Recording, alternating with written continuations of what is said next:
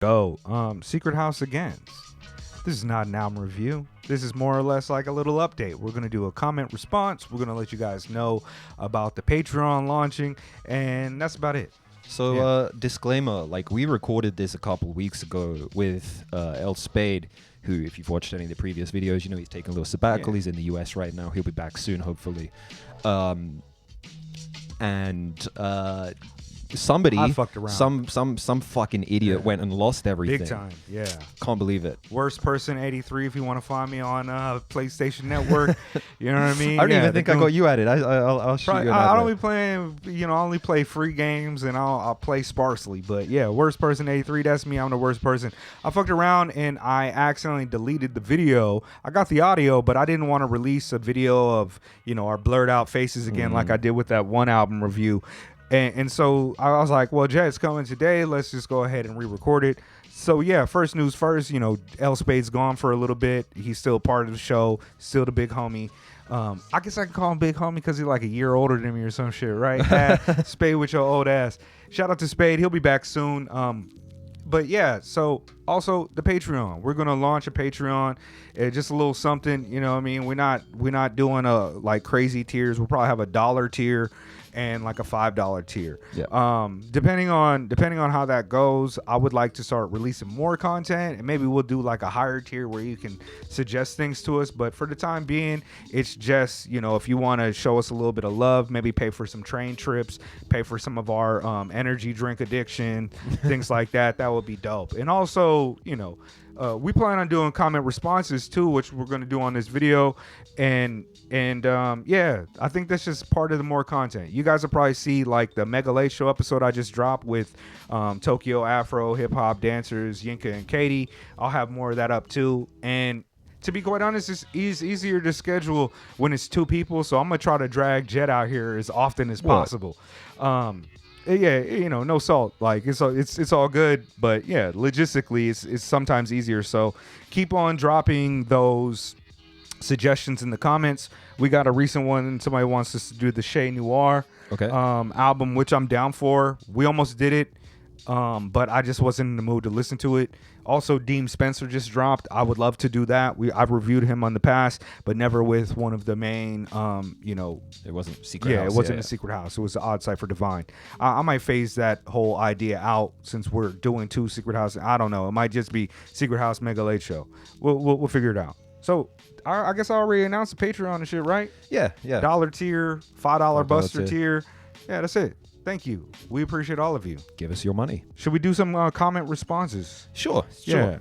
All right. So last time we did some comment responses and they were very good, but I don't want to go back as far as we did last time. So I think today we'll just talk about the last few albums that we reviewed. The ones we reviewed today, notwithstanding, we'll do a comment response on those later if we get some good ones.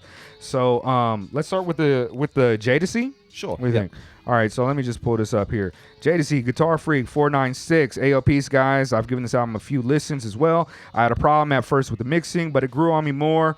I listened to his bars and cadence are pretty unique as well. I like his style, love the sample-heavy beats that he creates.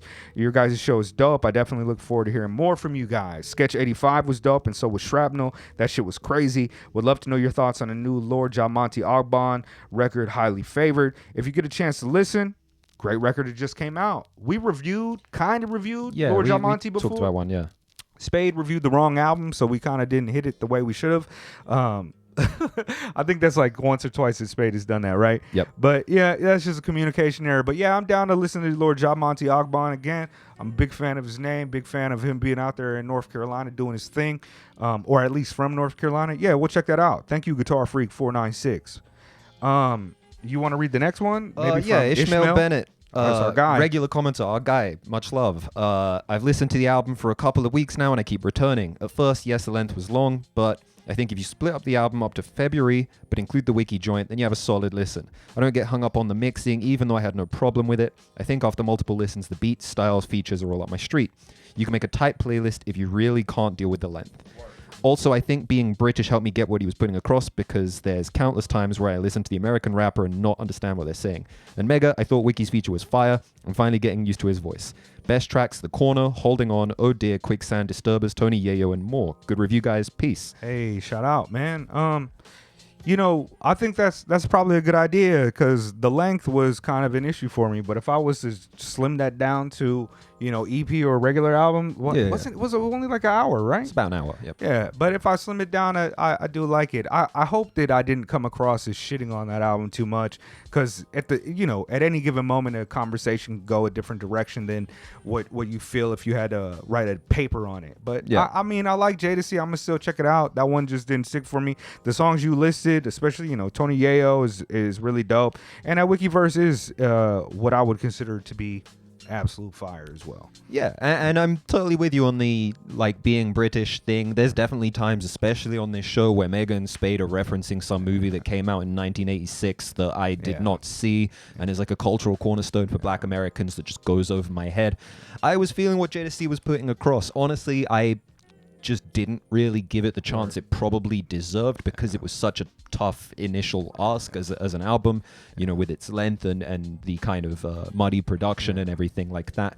I'm not somebody who normally cares too much about that stuff. I don't really concern myself too much with the sound engineering elements when I'm doing my own productions. As long as it's all listenable to me, I'm kind of fine with that, and I don't own a good pair of headphones right now. So I'm with you. I feel you. I think that was the least of my concerns. It didn't sound great, but I mean, I've listened to worse, and it was one thing that I noticed, and I was expecting Spade to kind of be upset at that more, which is why I kind of focus on it a bit. But yeah, that the album's definitely good enough for No, I'm also someone, I will admit, I am someone who I don't do the playlist thing. I do think albums should be listened to as intended. I was talking to one of my best friends who's probably watching this right now, who a lot of his favorite albums or albums that he thinks quite highly of, he doesn't listen to in his entirety. He picks out his favorite tracks, he makes a little playlist of those, and that's what he considers the album to be. Okay. I can't do that myself. It's just not how I consume music. I feel like it's a little disrespectful to the artist. I guess it's different if you're dealing with a Drake or a Kanye, where it's the product is the number of streams as opposed to the album, the cohesive album with intent of track listing and order and such. But I also don't think you call an album The Corner Part 1 or Volume 1 and not intend it to be a complete piece. Sure. So, probably won't listen to it again. I prefer the previous two that he put out last year. Jadesy still dope to me. Hold Tight South London. Yeah, and also some guy named Jet here in the comments fucked up on one of the places. Oh, yeah. No, I meant to say, Peckham is in South London, Tooting is in South London. They're 20 minutes apart by train. They're close to each other. And for some reason, I said they're both in Southwest London, which I know if I hadn't corrected myself, someone from Peckham would have been coming at me. I would have deserved it. Can't be saying SC has a SW postcode. I still don't know what was it, Buki? Yeah, it's Spooky. I have no what it is, but I have no idea what that is, but word up. BZ, also regular in the comments. Shout out to our guy BZ. Word up. He said, I feel like this is only appreciated on good headphones at 3 a.m. in the morning. It's been a while since I've been out at 3 a.m. in the morning. I haven't been drinking for 6 months almost, so maybe I should do that more often. Shout out to BZ. One comment that I really want to respond to comes from our guy Cake. Laidback CX. Yeah, Laidback CX out here in Tokyo. B-boy, Cake Des. He's a homie, and I always enjoy talking to him because he's very insightful, and he really is a student of the art form and really does care about people's thoughts on hip-hop. More so it's just some ahistorical, I like this is why. So he does say here, and this is kind of a long comment, so give me just a second. He says, fun review, guys. Liked everything from Jake's breakdown of UK rap linguistics to L Spade's impassioned critique. Mega was getting on to something I would like to hear more about around 13 minutes 15 seconds. There are differences within the rappers who rapped over these 4-bar soul sample loops, but are the differences that significant? The way that a lot of these drill rappers have been using the same flow, so do these 4-bar samples. Mega went as far to call it a style, like it's something on the outside, seemingly to make a distinction between that and rappers whose style comes from within. I'm not exactly sure what that last line he's getting at, but Let me answer that part first. I guess before I guess he's trying to say that, you know, these rappers are trying to adhere to tropes as opposed to it being something that naturally comes from them. Right. Okay, that makes a lot of sense in the context. Especially, you know, as Jodeci as a British rapper doing the post boom bap thing, which is not a movement in the UK in the same way that it would have been on like the East Coast, right? Sure. Okay, let me finish up. Sure. My bad. He says, no, I think I'm glad you cleared that up a little for me because I'm not sure I was getting that exact thought from it. But he says, was the boom bap era like this? Perhaps, but I think that songs like Craig Mack's Flavor in Your Ear remix, where there are 5 different rappers hopped on the beat with sharp distinctions between one another, a lot of rappers would even use the same drum loops and still come off different. So I like this thought process as what I have done effectively is to kind of truncate these similar movements that have these similar music tropes and approaches in order to make a larger distinction within hip hop. Like he just did here with drill. There are drill tropes in terms of content, sound, flows, delivery, and flow. With these kind of you know, 4-bar, as you describe it, 4-bar samples, simple, basically talking about how I make a distinction between the Mikes and the Jadacees and the Earls and what they're doing. I think one of the differences between them and drill is that the tropes within drill are typically more pronounced than this, whereas these artists are coming from a left position, not left in terms of politically, left field, more experimental approach and approach to writing, delivery, and ideologically, a lot of them are a little bit left. So you'll have guys who are kind of working within the same ecosystem, but sound wildly different, and then you'll have students that are fans of that who jump into this, start to create sounds based upon what they've done. And I mean, I guess all hip hop is work like that, where there are these kind of branches where they flow differently and become their own unique things. That's why we have,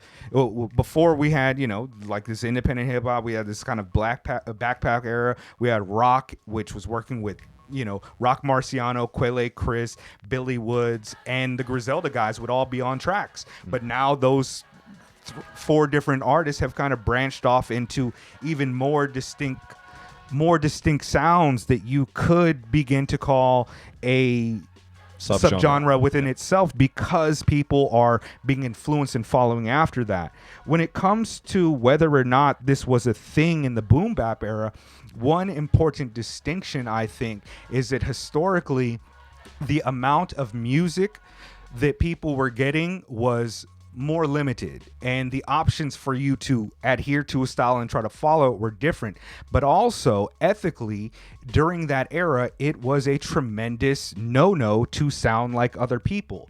So you would have people who were doing your DAWs effects, rapidy rap. You would have people who were listening and being influenced and sounding very similar to each other's, but they would always try to freak it and make it different. So you have a huge amount of biodiversity within a concentrated scope of hip hop. Yep. You know, when you look at like what's happening from that first golden era of like 88 to about late 90, you have all these different rap styles that don't sound like each other. Now we have a tremendous amount of biodiversity, but these things are more separated by the type of attention that you're paying to them. There is a huge, absolutely like thriving lo-fi scene who most hip-hop heads maybe won't know 5 of those producers. And within all of these different tropes, there are lineages and traditions, and sometimes you have an artist like Jodeci who is within this same kind of ecosystem, who is wildly different, but he, for me, even with his Britishness being separated from my kind of perspective, he doesn't really step far enough left as like a, and I didn't check that 13-minute, 15-second mark, but he doesn't come with the same character baggage as Mike has shown through his years, or Quelle, or even Earl, who has a very different trajectory than a lot of the other artists within this ecosystem. And that uniqueness is still of tremendous value to me.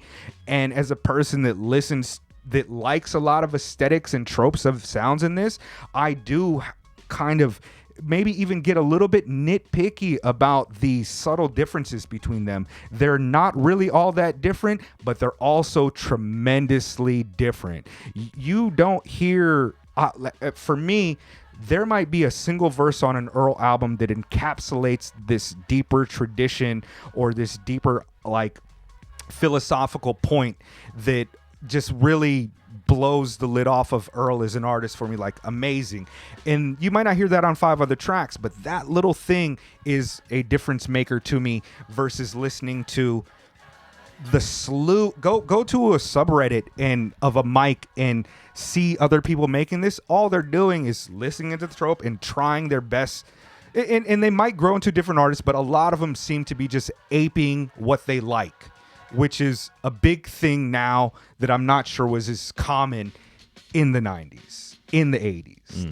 That philosophical change and that ethical change comes, I think, largely at the neoliberal turn that rap took in terms of commerce and art, kind of becoming more of a symbiotic relationship for success and exposure after the Telecommunications Act. Bingo. And I think that's important. Bingo. I got it. You said Telecommunications Act. I was waiting for it. I feel like not enough people are familiar. Like I could go back and talk about these same type of things that happen to art and commerce. If you go to the first Telecommunications Act that happened in like the 1950s, it's these type of things. These are the conditions that shape the ideological context that cultures operate on. Like idea things become material, like material conditions become the ideas that people kind of follow. And ethically, you could look at it only from a point of ethics, but this is at the end of the day, these people are selling art, and there is something that is to be said about how that relationship informs the approach. And if you listen to a lot of artists, it's like everybody's trying to make money because all of our material conditions is fucking trash. So sometimes you hear something you like, and that's, wow, I really like this. I also would love to make art. Let me just copy this a little bit and see if it's financially viable for me. Sorry for the long rant, but Patreon. Yeah. More of this on Patreon. Yeah, please. Also, I'm anti-consumerism while still being a consumer. How does this work? There's a longer conversation to be had about all of these type of things. I'm an anti-capitalist, she typed from her iPhone. I'm very intelligent. Oh, right. Yeah. I only make ethical purchases. I tweeted from my Samsung Galaxy.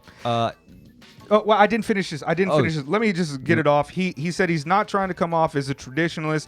If I have any biases towards the Two Dope Boys, Dat Piff era of hip hop, at the end of the aughts and the beginning of the tens, I think rappers at that time were incredibly distinguishable, had incredibly distinguishable styles. I agree.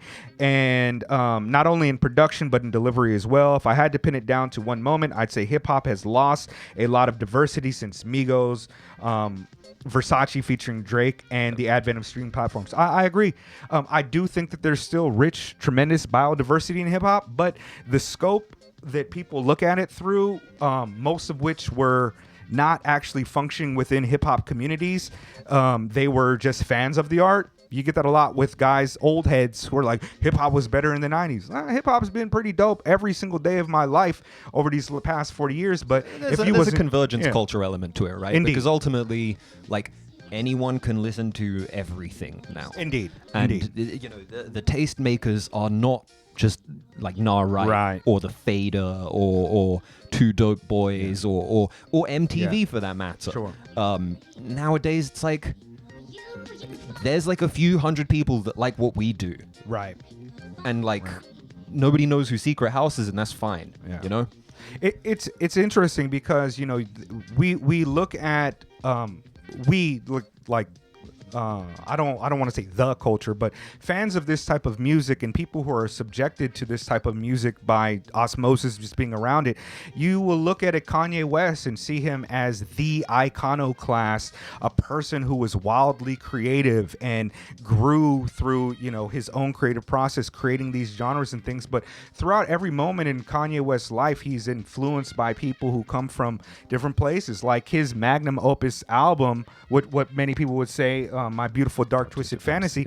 If you look deeper into it, he's got John Bryan in there, who is a musical genius himself. Saul Williams was at those meetings, like talking about helping with tracks. Orko Elohim. Who the fuck knows Orko Elohim, this listener? If you do, congratulations, because he's been a person that has been probably one of the greatest San Diego artists of all time. Shout out to Chakra Zulu. He's been doing it, but Kanye West was inspired by all of these different things, and he created so many different things. But a lot of people who like Kanye, for him being an iconoclast, only view it through the lens of Kanye's art and only think that like artists that sound like him are going to be appreciated. I don't know how to frame that. I kind of got off topic, but there's a rich lineage of creative motherfuckers behind the scenes of all this shit who are actually a part of this deep hip hop culture shit. And sometimes you just don't know about it if you're only a fan. Even the most nostalgic cats was never part of the shit. I don't know. Is that too long of a rant? It's going on the channel. All right. Well, fuck it. Do we have any more? There's a Liv E comments. You want to do a few? The Liv E comments, I mean, they were fine. We got a great recommendation from BZ. Got me to check out Yaya Bay. I did reply to that comment. I enjoyed that record quite a lot. I listened to Madison Tapes, I think was the album, or maybe Remember Your North Star. And yeah, it's similar vibes wise to the Liv. Like it's dope. It's distinctly like feminine, but it's also, unapologetically black. She's like an amazing personality, an amazing character. She's swagged out on there. It's a little like less abstract than the Liv. It's got a bit more of that like groundedness to it. It feels a bit more material, and it's dope. And it was thank you for the recommendation. I was going to talk a little bit about one of the comments we got on the Marlon Craft joint, the one from Killer Furu. Hey, I remember that guy. Shout out to you. We did actually reply to it in the original video we shot with Spade, but we've lost that one. He says, every time I've checked out Marlon's work, I'm reacquainted with just how aggressively just fine the dude is, which was what I said several times on the album. Just fine. The album was just fine. I don't really have any real complaints, but I'm also always checked out by the second or third song in his records, though sometimes that's all you need for the background vibes. Also, Mega's points about the Spotify listens made me check. Marlon's got 10 times the listens of the entire Backwards crew combined on Spotify. I buy Backwards albums on Bandcamp, and I'm guessing a good chunk of the fan base does, but that's still mind-boggling. Once again, realizing how niche the underground scene really is. Which, yeah, word. But I did want to quickly, before we reply, highlight the comment underneath from R9L23J78, who just said best artist I've heard in the last 5 years, and had commented probably like 3 minutes after Mega had uploaded the video. That came in immediately. And when I looked at his channel, he's only subscribed to Marlon Craft. I don't want to get conspiratorial about it, but I wonder, of those millions of streams, how many of those are actually real human beings? How many are R9L23J78s? I wonder, what machinery is behind that type of work, and what machinery is that, is it a human being team of people who are supporting Marlon Craft, or is it mixed? I have to assume that with that many followers, it's probably a combination of both. I mean, of course, the album was recommended to us by regular viewer and Old Man Christian, friend of the show, Old Man Christian. Shouts out. And that's a real person who wanted us to listen to the record, and a member of our community, something we really appreciate. So obviously there are real people who are really into this kind of music. But it did get me thinking, in terms of the algorithm and in terms of Spotify streams and all of this stuff, how many of that is actually real people? How much of that is the label apparatus? How much of that is, bots, your Baidu search engine or whatever, like trying to figure out what's popping?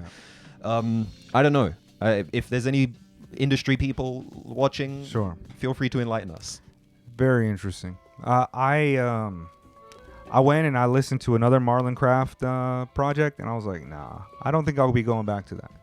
Marlon Craft is for those old heads who from the 90s, and we're just like, hip hop was better. I just don't like it. It's aggressively mid. It's fine. It's just fine. No, not with me. I with changed you. all my thoughts. All on right, it. all right. Fair enough. I Fair changed enough. all my thoughts on it. Shout out. I mean, I'm sure he's a wonderful person. I you know, it's nothing to slight against him. His music is just not for me. Yeah. Pigeon Dust beats in the background. I think that might be it. I do want to let you guys know again, we out here in Tokyo. We're rocking with a variety of the dope artists. Megalate Show will have some of them on soon. I think I'm going to have Ghost Pops, who is a prolific producer out here who's worked with a variety of gaijin and also just your regular Japanese homegrown folks who are blowing up out here. Recently, they Crafty Kid and Okada released a song produced by Ghost Pop called Yebi, YEBI, and I'll put a link in the comment to that. You can see your boy in that music video. It was pretty lively. It was pretty fun. It was pretty drill with French rapping and Japanese rapping and British black guy drill rapping. Both of those guys are really dope. I think I'll probably get Okada on the podcast a bit later in the year. But yeah, look at that. And peace to the artists that have reached out. Sketch 185 showed some love. Jeff Markey showed some love. Indeed. Fatboy Sharif showed us plenty of love. Still Rift followed us on the Instagram. Riff Napalm. Yeah. Shout out. Big man. ups.